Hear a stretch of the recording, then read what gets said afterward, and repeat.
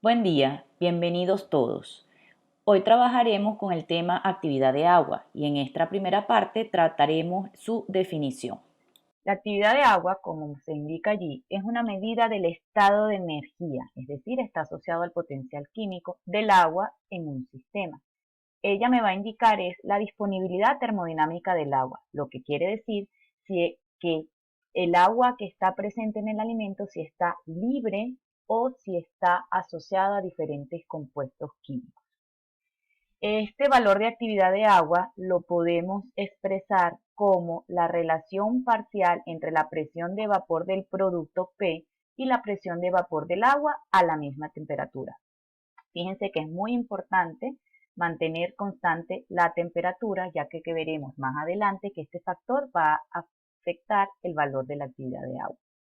También podemos determinar el valor de la actividad de agua de un sistema como el porcentaje de humedad relativa en equilibrio, ¿ok?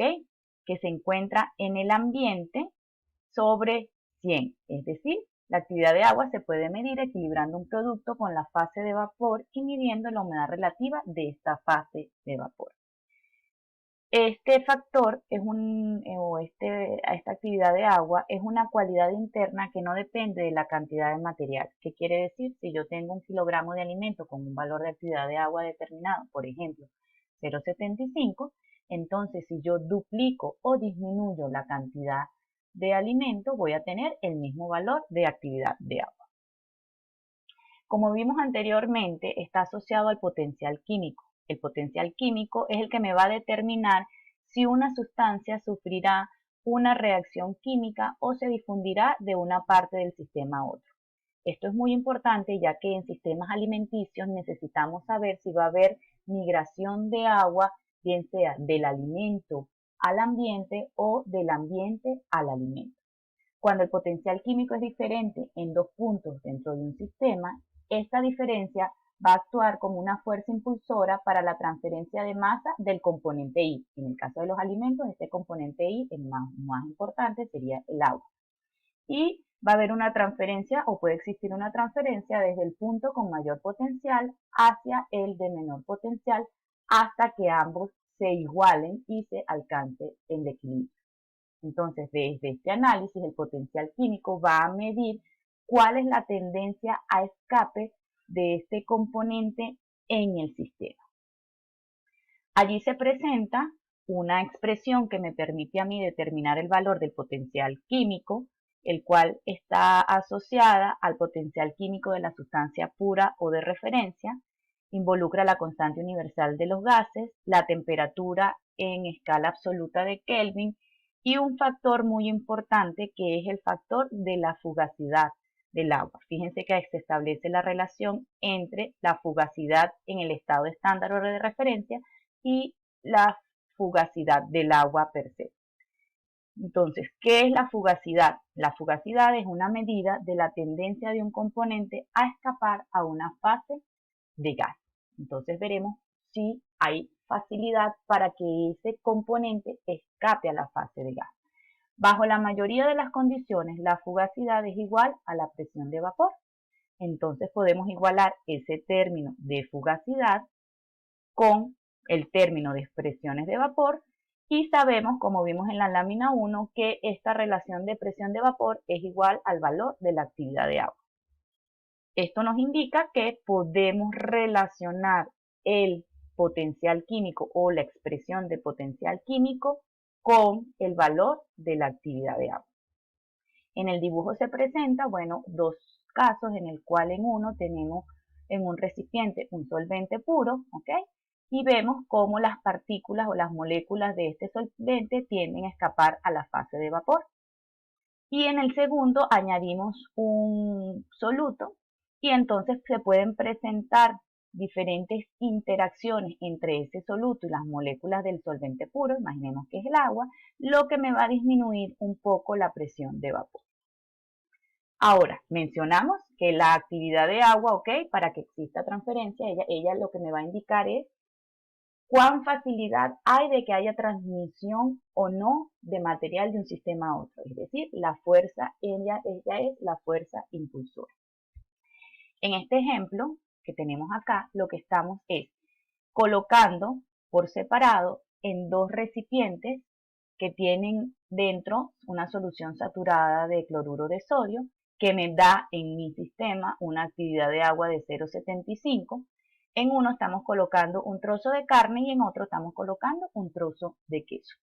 Si vemos en la tabla, vemos que los valores iniciales de humedad de la carne es 75% y su actividad de agua de 0,99. En el caso del queso, tenemos un valor de humedad de 3% y una actividad de agua de 0,30. Y el ambiente que se está generando dentro del recipiente, entonces tiene una humedad de 75% y una actividad de 0,75. Entonces, ¿qué es lo que va a pasar? Como la actividad de agua es lo que me va a indicar si va a haber transferencia de masa, entonces tenemos que analizar. En el primer recipiente tenemos la carne, ¿ok? Tenemos en mi ambiente una actividad de agua de 0,75 y en mi alimento una actividad de agua de 0,99, quiere decir que hay una diferencia de potencial entre los dos. La carne posee una mayor actividad de agua, mientras que el ambiente una menor actividad de agua. Al existir esa diferencia, entonces va a haber una migración de agua desde la carne hasta el ambiente. Por el caso contrario, en el queso, como el ambiente es el que posee un valor superior de actividad de agua, va a haber una migración en este caso de agua desde el ambiente hacia mi queso. Si dejamos un tiempo a que se alcance el equilibrio, entonces se obtiene lo que se presenta en esta tabla. Hubo una variación en los contenidos de humedad de cada uno de los alimentos, ya que en uno perdió humedad y el otro ganó humedad, y ambas valores de actividad de agua de mis alimentos se equilibraron con los del ambiente. Ahora, si nosotros metemos esos dos alimentos dentro de un recipiente, ¿habrá intercambio entre la carne y el queso, ya que existen diferentes contenidos de humedad? ¿Qué creen ustedes? Pues como se alcanzó el equilibrio termodinámico y la temperatura la estamos manteniendo constante, ¿qué quiere decir que alcanzamos el equilibrio termodinámico? Que todos los valores de la actividad de agua se igualaron. Entonces, en esas condiciones, ¿ok? Se igualaron todos los potenciales químicos, por lo tanto, no hay intercambio de humedad entre los dos alimentos, ya que la fuerza impulsora que me va a indicar a mí si va a existir o no transferencia de agua entre los sistemas es el valor de la actividad de agua, no el valor del contenido de humedad. Entonces, por eso es que tenemos que diferenciar que los dos conceptos, a pesar de que pueden estar relacionados, no son lo mismo. Contenido de humedad es la cantidad cuantitativa de agua en una muestra sobre la base seca o sobre la base húmeda. Es decir, es la cantidad de agua por unidad de masa de muestra húmeda, si lo estamos expresando en base húmeda, o la cantidad de agua por unidad de masa de sólido seco si la expresamos en base seca. Es decir, si yo tengo 100 kilogramos de alimento y tengo 20% de humedad y lo estamos expresando en base húmeda, quiere decir que yo tengo 20 gramos de agua. Mientras que la actividad de agua es una medida del estado del agua en un sistema, es cualitativa, es una cualidad interna que no depende de la cantidad de material. Entonces, la actividad de agua lo que me dice es cómo está esos 20 gramos que yo tengo allí, si están disponibles, si están libres, cómo es su estado energético, ¿ok? Para que puedan participar o no en diferentes tipos de reacciones, bien sea deteriorativas o crecimiento de microorganismos. Entonces, los conceptos no son iguales. En la tabla siguiente podemos ver que podemos tener alimentos con un mismo contenido de humedad, pero que me presenten diferentes valores de actividad de agua.